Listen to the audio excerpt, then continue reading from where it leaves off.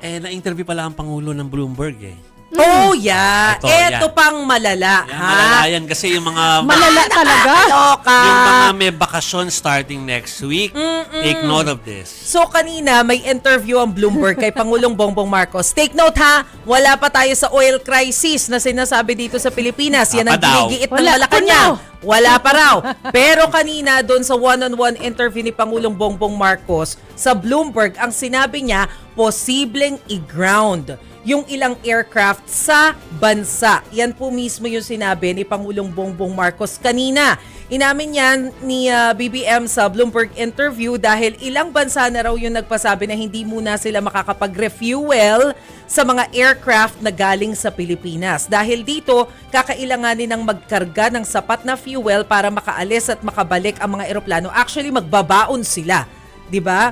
Lalo na pag mga long haul na flight. So nauna nang nagbabala ang Department of Energy na posibleng ma-run dry ang supply ng langis sa bansa. Sa ngayon, meron pa tayong 45 days na buffer stock. Pero hindi natin alam kasi depende yan sa mangyayari doon sa Middle East. Malala nga yan. Walang oil crisis pero posibleng mag-ground dahil sa oil. Diba? Dahil sa fuel. Ano pa ba? Ano pa bang hindi crisis dyan kung posibleng mag-ground yung eroplano? Okay. Ang epekto po niyan hindi lang dahil may mga turista tayo o kaya tayo ay aalis ng bansa.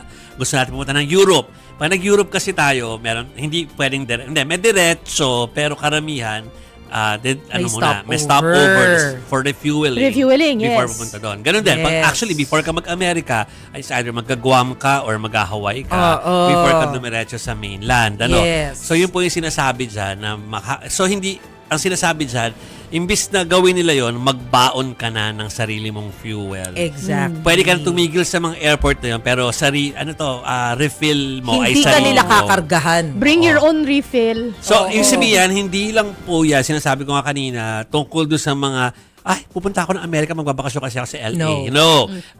Ang mga negosyante natin, yung mga nangangalakal, Yes.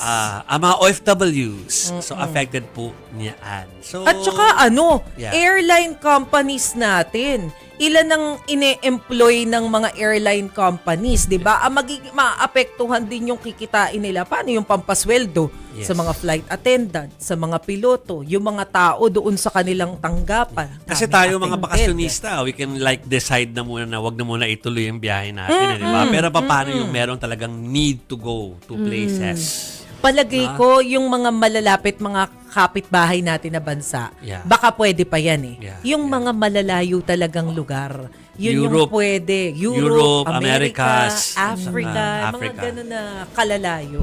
Yeah. So, ayan, inamin niya sa Bloomberg yan, ano? Yes. Oo. Kasi nga, kahapon, pinagtatalunan pa natin kung meron talagang cause for concern. Yun na lang, wag na nga yung word na Crisis. Oo. Yung cause for concern, malinaw po na meron tayong dapat na iniintindi ng mga problema. Dulot ng, yun nga, kahit naman gusto mong sisihin yung gobyerno natin, sinisisi ko talaga dito yung nagpasimula ng kaguluhan. Oo.